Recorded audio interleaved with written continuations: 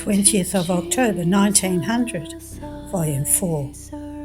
Just as justice wants satisfaction for what is unjust, so does love want the outpouring of its loving and being loved. This morning on coming, my adorable Jesus made me see his attributes, and he said to me, "My daughter, all of my attributes are in continuous attitude for men, and all of them demand their tribute."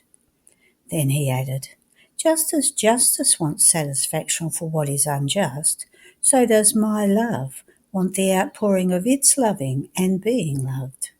You place yourself inside justice and pray, repair, and when you receive some blow, have the patience to bear it.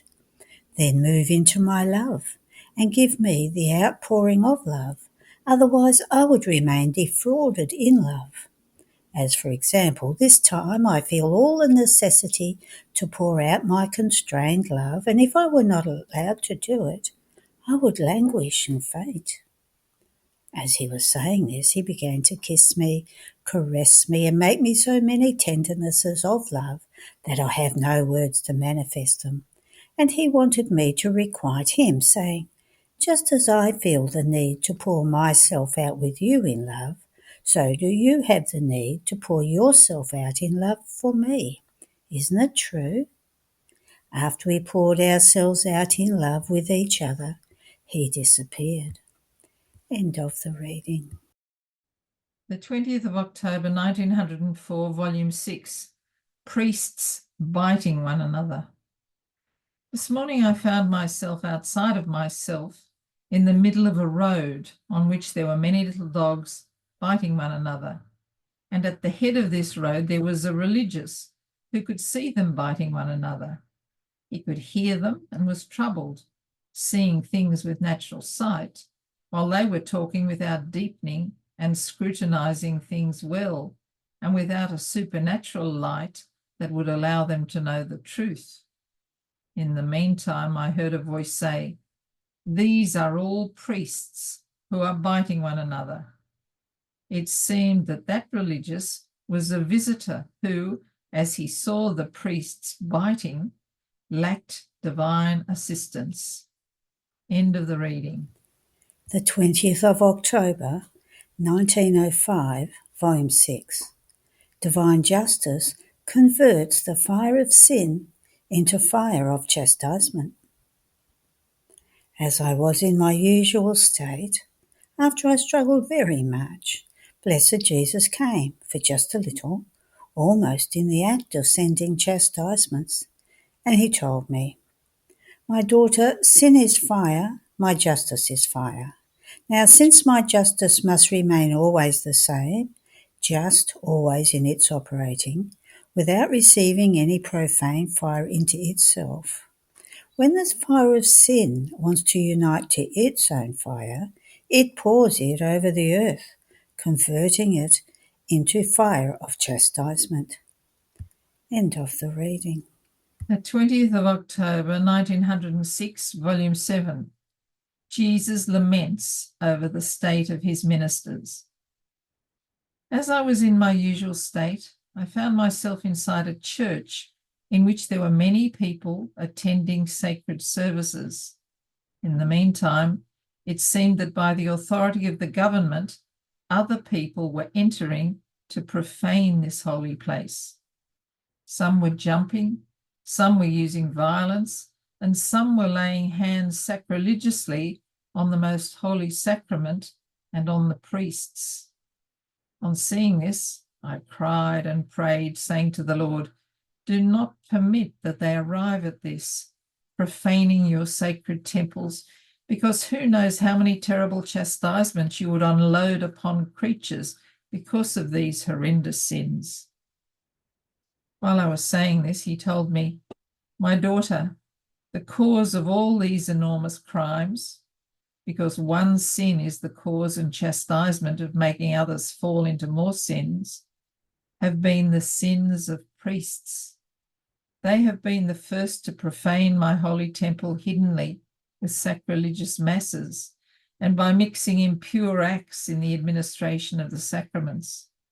And under the appearance of holy things, they have reached the point of profaning not only my temples of stone, but of profaning and using violence on my living temples, which are the souls, and of profaning my very body.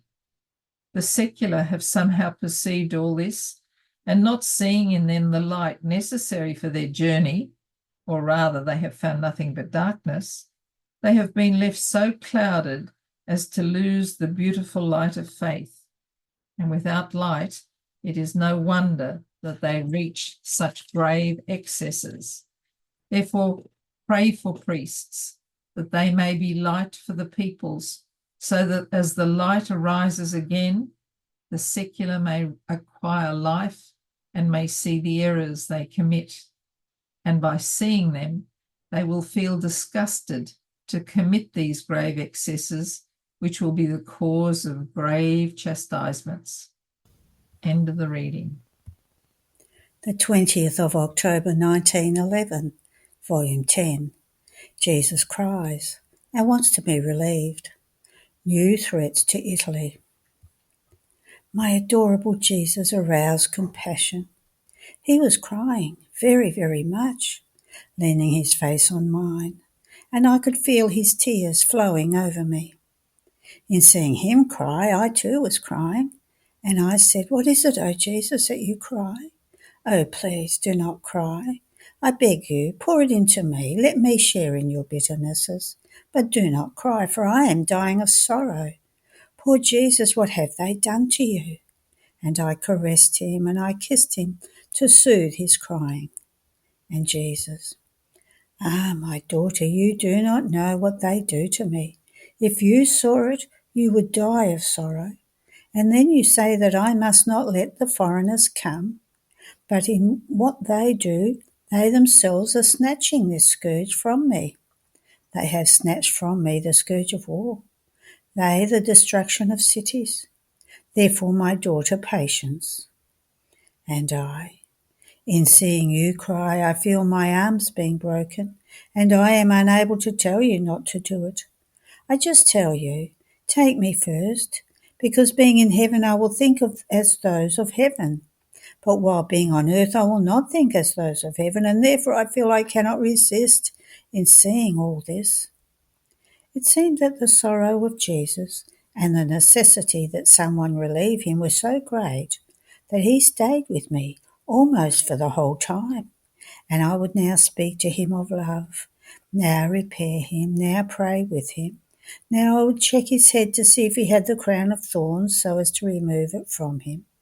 And Jesus felt like staying. He seemed to let me do everything. The sins that were being committed were so many that he shunned going into the midst of the peoples. Then he poured a little bit of sweet liqueur, telling me, "You too need to be cheered."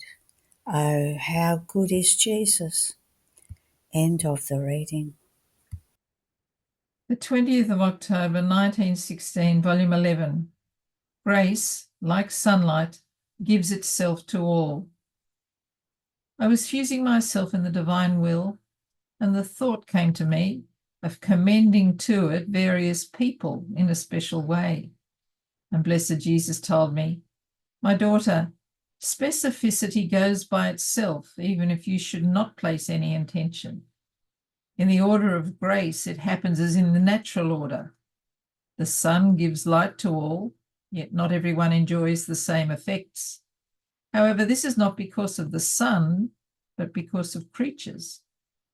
One uses the light of the sun in order to work, to be industrious, to learn, to appreciate things. This one makes herself rich. She constitutes herself and does not go around begging for bread from others. Someone else then keeps lazing about. She does not want to meddle in anything. The light of the sun inundates her everywhere, but for her it is useless. She wants to do nothing with it. This one is poor and sickly, because sloth produces many evils, physical and moral, and if she feels hungry, she needs to beg for someone else's bread. Now, is the light of the sun perhaps responsible for these too? Or does it give more to one and less to the other? Certainly not. The only difference is that one takes advantage of the light in a special way, while the other does not. Now, the same happens in the order of grace, which more than light inundates souls, and now it makes itself all voice to call them, voice to instruct them and to correct them. Now it makes itself fire and burns away from them the things of down here, and with its flame it puts to flight creatures and pleasures from them, and with its burns it forms pains and crosses in order to give to the soul the shape of sanctity it wants from her. Now it makes itself water and purifies her, embellishes her, and impregnates her completely with grace. But who is attentive on receiving all these flows of grace? Who corresponds to me? Too few. And then some dare to say that to these I give grace for them to make themselves saints, and to others I do not, almost wanting to hold me responsible, while they content themselves with conducting their lives, lazing about as if the light of grace were not there for them. Then he added, "My daughter, I love the creatures so much that I myself have placed myself as sentry of each heart, to watch them, to defend them, and to work their sanctification with my own hands. But to how many bitternesses do they not subject me? Some reject me, some do not care about me and despise me, some lament about my surveillance, some slam the door in my face, rendering my work useless. And I not only placed myself to act as sentry, but on purpose do I choose the souls who live of my will. In fact, since they are present in all of me, I place them with me as a second sentry of each heart. These second sentries console me, repay me for them, and keep me company in the loneliness into which many hearts force me, and they force me not to leave them. Greater grace I could not give to creatures by giving them these souls who live of my will, who are the portent of portents."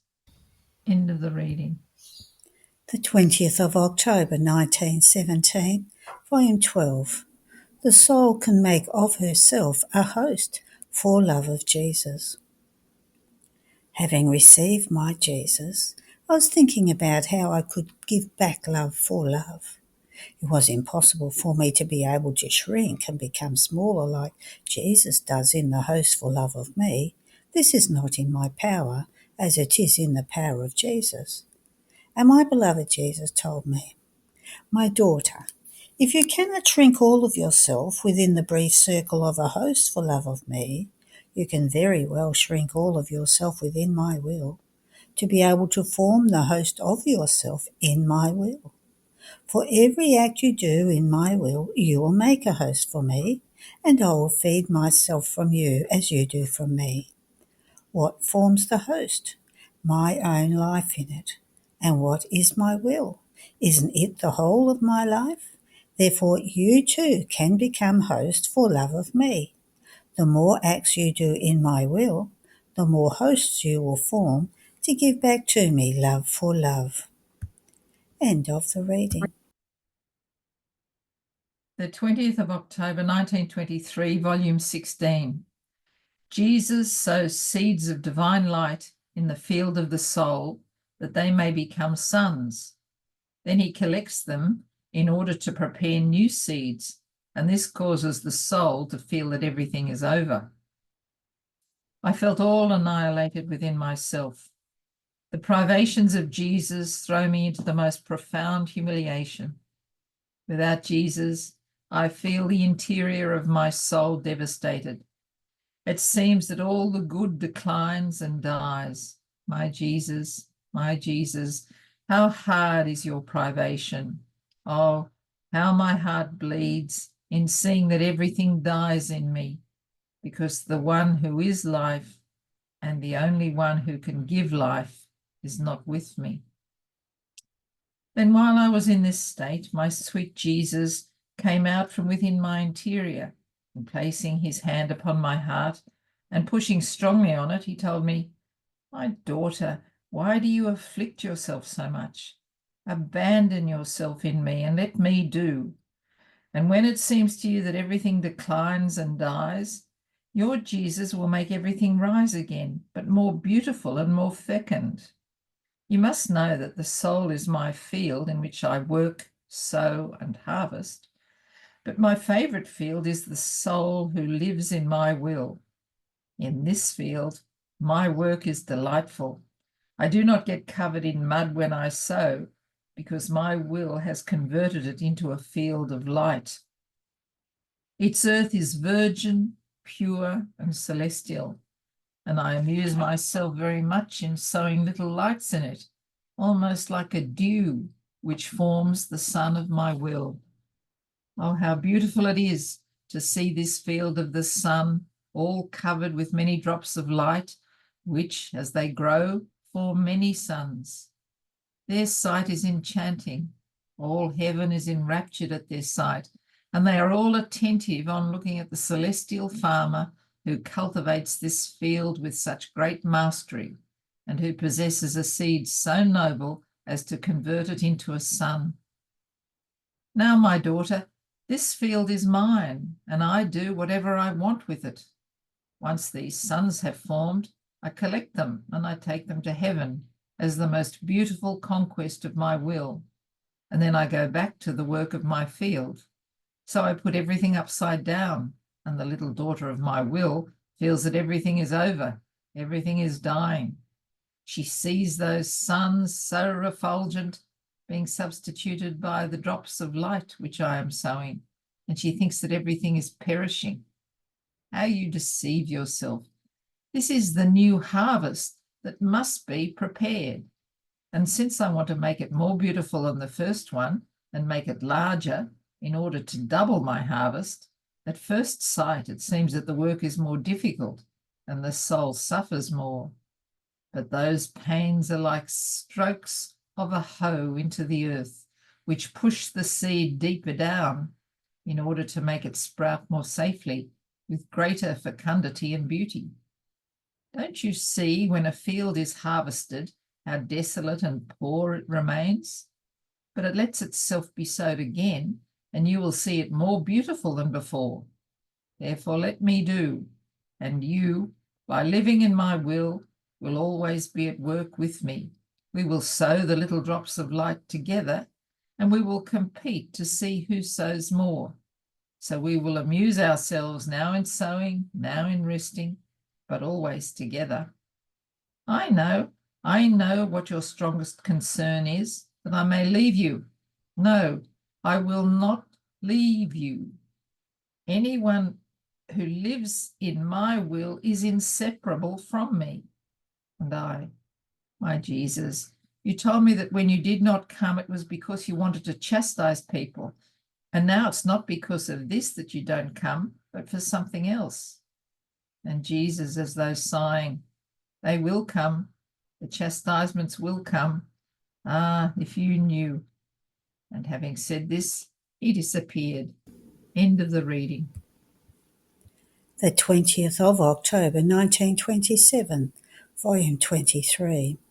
How created powers can neither embrace nor exhaust the uncreated power, not even the Virgin or the very humanity of our Lord.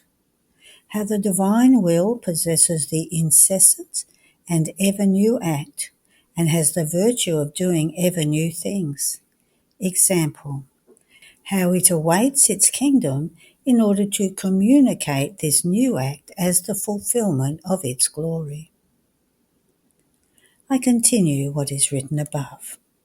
So I thought to myself, my beloved Jesus says that only when his divine will is known on earth and its kingdom is formed, and the children of this kingdom take their place in the celestial fatherland, a place reserved only for them, then will his glory on the part of creation and the glory of all the blessed be complete. And I thought, in heaven there is the sovereign queen who had all the fullness of the life in the divine will, such that no one, I believe, will be able to reach her, Why then is the glory of God on the part of creation not complete? And many other doubts and thoughts came to me. That it is not necessary to put on paper. I will only say what Jesus told me. My daughter, you are too little, and you measure with your littleness the endless greatness and my unreachable wisdom. As holy as the creature might be, as was my beloved mother, even though she possesses all the fullness and totality of the goods of her Creator, and the kingdom of my divine will had its full dominion in her, in spite of this she could not exhaust all the immensity of the goods of the divine being. She filled herself to the brim. She overflowed outside to the extent of forming seas around herself. But to restrict within herself, to embrace all that the Supreme Being contains, this was impossible for her. Not even my humanity could enclose by itself alone all the immensity of the creative light. I was completely filled with it inside and out, but oh, how much of it remained outside of me, as the circle of my humanity did not have an equivalent magnitude in which to enclose a light so endless. The reason for this is that creative powers of whatever kind they might be cannot exhaust the uncreated power, nor embrace it and restrict it within themselves. The height of the Queen of Heaven, and even my very humanity, found herself with her Creator in the same conditions as you may find yourself in if you expose yourself to the rays of the sun. You may find yourself under the empire of its light, be invested by it, feel all the intensity of its heat, but being able to restrict within and upon yourself all of its light and heat, this will be impossible for you. However, in spite of this, you cannot say that the life of the light of the sun and of its heat is not in you and outside of you. Now you must know that our divine being, our creative will, possesses its incessant and ever new motion, new in the joys, in the happiness, new in the beauty, new in the crafting that our wisdom puts out in the formation of souls, new in the sanctity it impresses, new in the love it infuses. Therefore, because it possesses this continuous new act, it has the virtue of doing ever new things. And if the Queen Mama was made all beautiful, pure and holy, this does not exclude that we can do more new and beautiful things worthy of our works.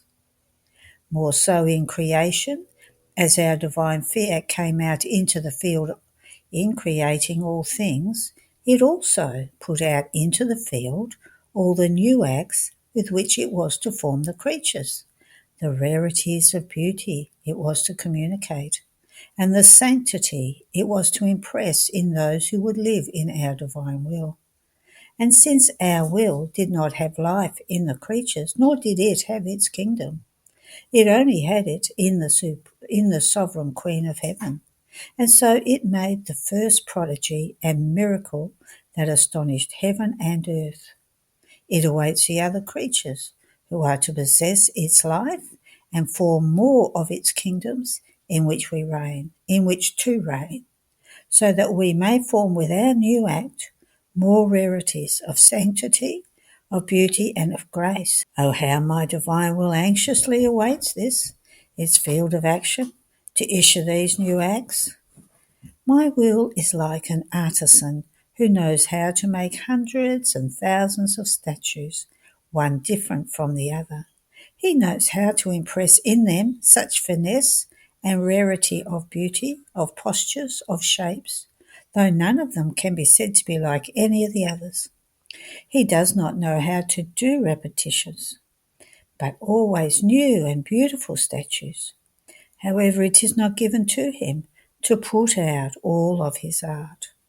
What sorrow would his inactivity be for such an artisan?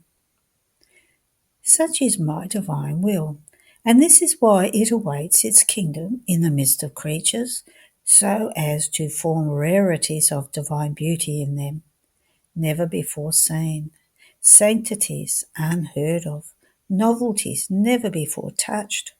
It is not enough for its power that can do anything, for its immensity that embraces everything, for its love that is never exhausted, to have formed, with its divine arts, the great lady, the queen of heaven and earth.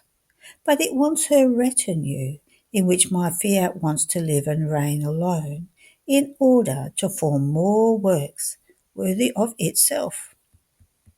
How then can our glory on the part of creation and the glory and happiness of the human family be complete if our work is not fulfilled in creation? The most beautiful statues, the most important works are still to be made. The purpose for which creation was created is not realized nor fulfilled, and it is enough for a work to be lacking one point, one tiny little flower, one leaf, one shade, that it cannot have all its value, nor can the one who formed that work earn complete glory. More so, since in the work of our creation, it is not just one point that is lacking, but the most important things, our varied divine images of beauties, of sanctity, of perfect likeness to ourselves. And just as our will began the work of creation with such great sumptuousness of beauties, of order, of harmony, of magnificence, both in forming the machine of the whole universe and in creating man, so it is right for the decorum, glory, and honour of our work that it be fulfilled with yet greater sumptuousness and diversity of rare beauties, all worthy of the incessant and new act that my divine will possesses. Those who will live in its kingdom will be under the power of a new act, of an irresistible and continuous force, such that they will feel invested with a new act of sanctity, of dazzling beauty, of most refulgent light. And while they possess this act, a new one will arrive, and then one more, without ever ceasing. Amazed, they themselves will say, how holy, beautiful, rich, strong, happy is our fiat thrice holy that is never exhausted. It always has sanctity to give us, beauties with which to embellish us evermore, new strengths to make us stronger, and new happinesses, such that the first is not similar to the second or to the third or to any of the others it will give us. These fortunate creatures will be the true triumph of the divine fiat, the most beautiful ornament of all creation, the most refulgent suns that will cover with their light the void of those who have not lived in its kingdom.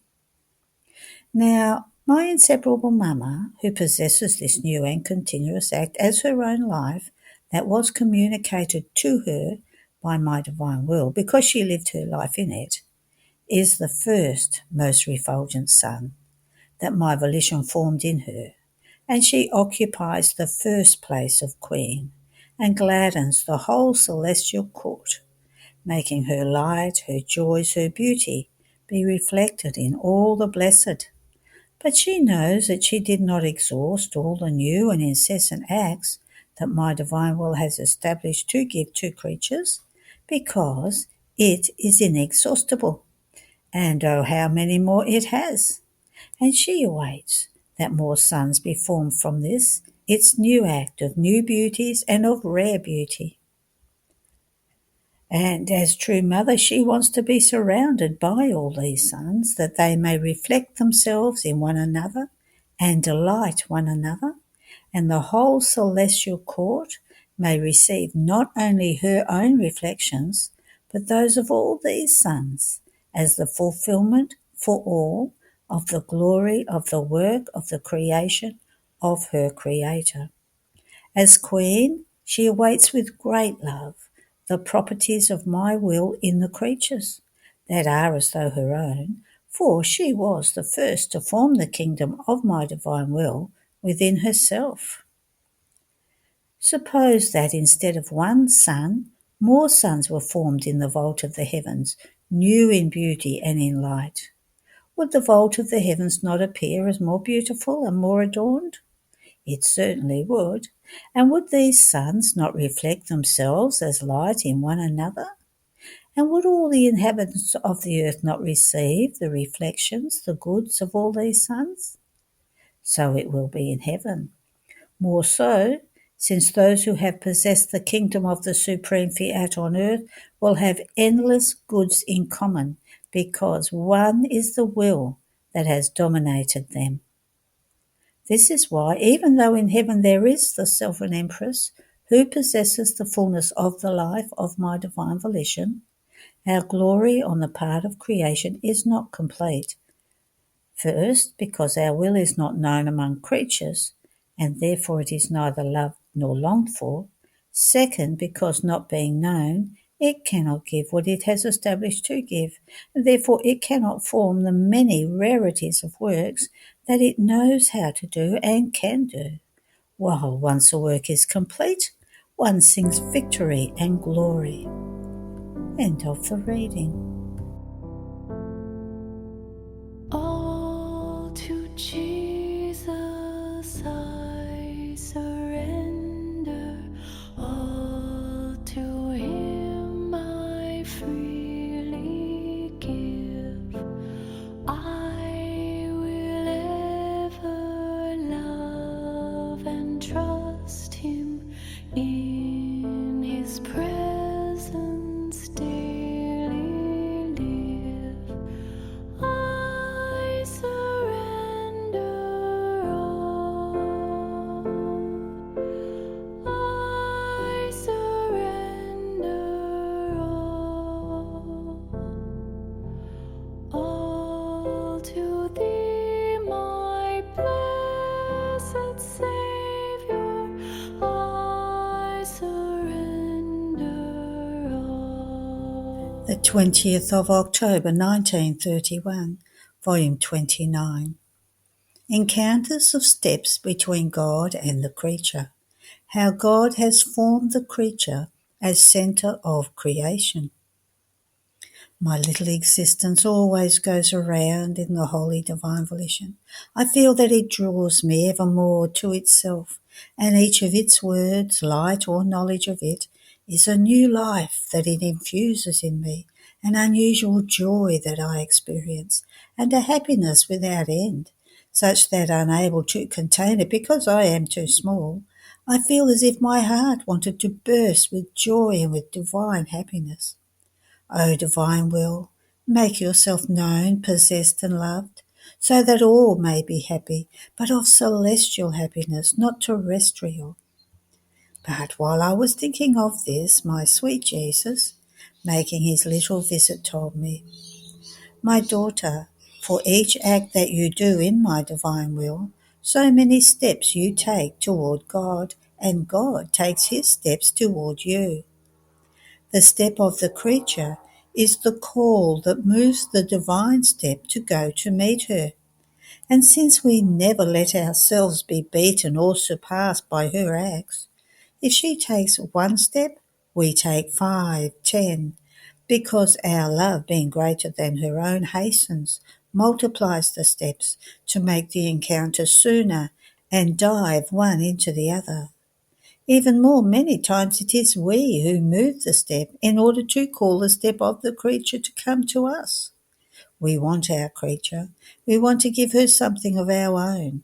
We want her to resemble us. We want to render her happy, and therefore we tread the step to call her. And one who is in our will, oh, how she hears the sweet treading of our steps and runs to come to us, to receive the fruits of our steps. But do you want to know what these fruits are? Our creative word. As soon as the encounter takes place, the creature flings herself into the centre of our supreme being. We receive her with so much love that, unable to contain it, we identify her with us, and with our word we pour out our knowledges upon her, making her share in our divine being. So each word of ours is an outpouring that we make upon the creature, And as many degrees of knowledge as she acquires by means of our word, so many more degrees of participation she receives from her Creator.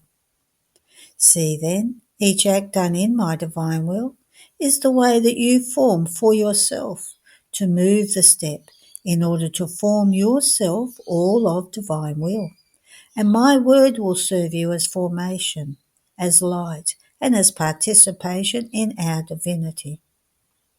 After this, my abandonment in the divine fiat continued, and my beloved Jesus added, My little daughter of my will, you must know that the only purpose of creation was our love, that manifesting itself outside of us formed its centre, in which by manifesting itself, it was to centralize itself in order to carry out the purpose for which our love had come out of us. So our centre was the creature, in whom as our love would fix itself, we were to make her feel our life palpitating and our love operating in her. And the whole of creation was to be the circumference of this centre, almost like solar rays, that were to surround, embellish, sustain this centre, that fixing itself in us was to give us the field to manifest ever new love, so as to render more beautiful, more rich, more majestic the centre where our love leaned, to make of it a work worthy of our creative hands. Now all creatures were to form, united together, the place of centre of our manifested love. But many scattered from the centre, and our love remained suspended. It had no place in which to fix itself in order to centralize itself, to have its primary purpose, the reason for which it had come out. So the order of our wisdom, the operating life of our manifested love, could not tolerate the failure of our purpose. This is why in all centuries there has always been some soul whom God has formed as centre of the whole creation, and within her our love leaned, and our life palpitated, and obtained the purpose of the whole creation. It is by means of these centres that the whole creation is maintained, and that the world still exists. Otherwise it would have no reason to exist, because the life and the cause of everything would be missing. Therefore there has not been one century, nor will there be, in which we will not choose souls dear to us, more or less portentous, who will form the centre of creation, in whom we will have our life palpitating and our love operating. And according to the epochs, the times, the needs, the circumstances, they have been offered for the good of all, they have given themselves to all, they have defended all. They alone have been the ones who have sustained my sacrosanct rights, and have given me the field to maintain the order of my infinite wisdom. Now you must know that these souls have been chosen by our divine being in each century as centre of all creation, according to what we wanted, the good that we wanted to do, and what we wanted to make known, and also according to the needs of the scattered centres. And this is the reason for the diversity in their ways, in the speaking and in the good that they have done.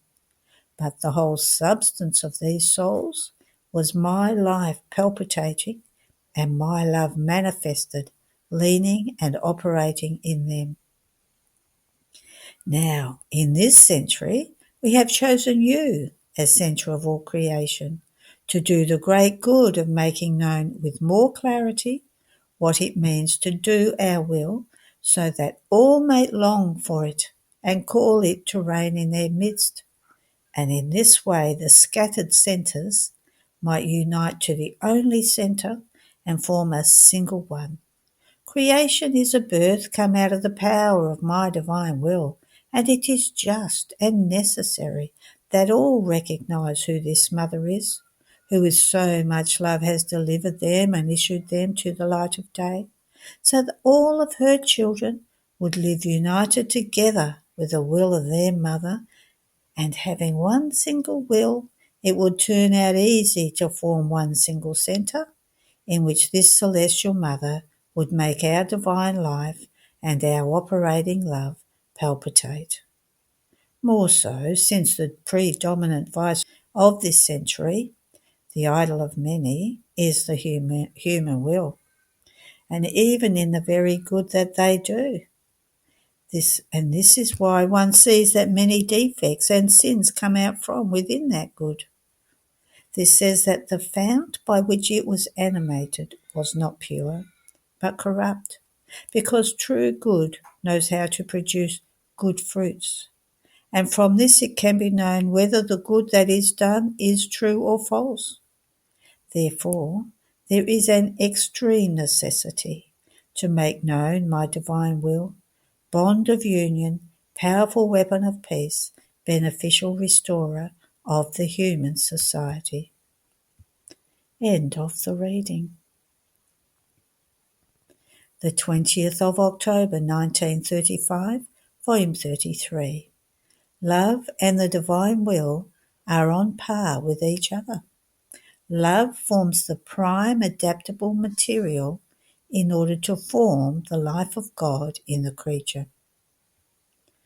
My poor mind feels the need of resting in the divine volition, of feeling itself loved by the one who alone knows how to love it. It feels life in him and the greatest happiness with his sweet company. But while it feels the need of being loved, it feels the ardent fever to love him, and would want to be consumed with love, to come forth from the exile in order to be able to love with perfect love in heaven. My Jesus, when will you have compassion on me? But while I thought this, my beloved Jesus, repeating his brief little visit, told me, my daughter, love and will of God are on par with each other. They never separate, and they form one single life. In fact, my will created, operated so many things, but it created and operated loving. Nor would it have been works worthy of our infinite wisdom if we did not love what had been created by us. Therefore, every created thing, even the littlest, possesses the source of our love, and it has a sigh, a heartbeat, a continuous voice. Love. I am divine will, and I am holy, pure, powerful, beautiful. I am love, and I love, nor will I ever cease loving, insofar as everything is not converted into love. See therefore, my daughter, my divine will first loved, and then it created what it loved. Love is our breath, our heartbeat, our air. And since air is communicative, and there is no person or thing that can flee from air, so our love, true air, invests everyone, loves everyone and everything. With right, it wants to lord over everything, and it wants to be loved by everyone. And it feels taken away from it, the breath, the heartbeat, the air, the life, when it is not loved, and they hinder its communicative virtue. Now, if the creature does my will and she does not love, one cannot say with deeds that she does my will.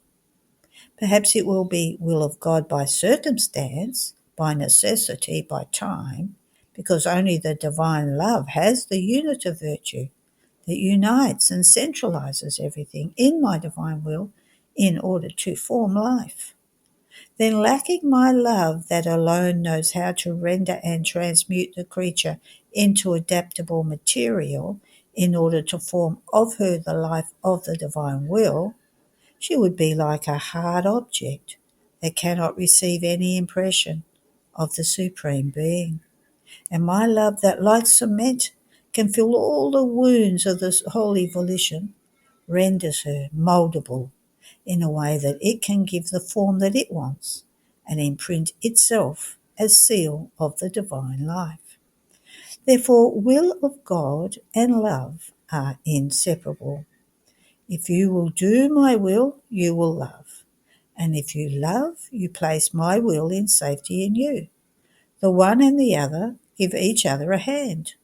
My will creates. Love lends itself as material in order to undergo the creating act so as to put forth our most beautiful works. Therefore, when we are not loved, we become delirious. We feel our arms broken, our creative hands do not find the material in order to find our life in the creature. So, we run together in loving each other. We always love, and we are both happy. Rather, if you will live in my volition, I will place my love at your disposition, and you will have in your power heroic and incessant love that never says enough. End of the reading. There are no more readings today. Have a blessed day.